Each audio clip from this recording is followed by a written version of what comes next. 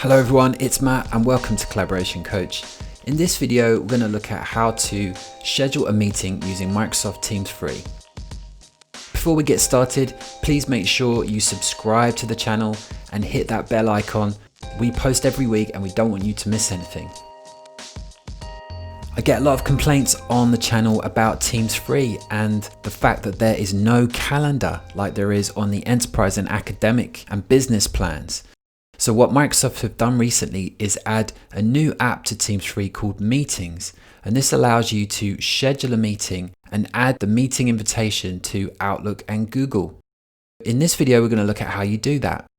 In Teams Free now, you should see a Meetings app on the left-hand rail there, and when you click on that, you see two options. You've got a Meet Now and a Schedule a Meeting.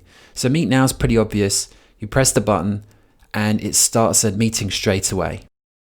The other button is the more interesting one, which is the Schedule a Meeting. So when you press Schedule a Meeting, it asks you to give the meeting details. So a meeting name, for example, and date and time. So when you hit the Schedule button, you get three options.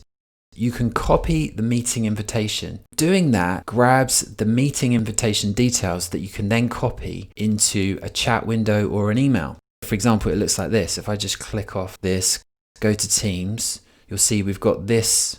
You're invited to a Teams meeting and then there's a link to join the meeting below.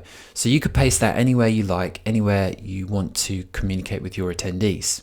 So if I go back to Meetings and schedule another meeting, and I'll show you the other options.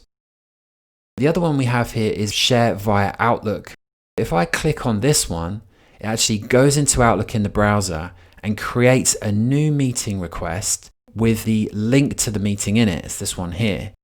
I can then invite all the people I want to attend the meeting and then save it, and then it's added to my calendar. You can see that there. I just switched to week view.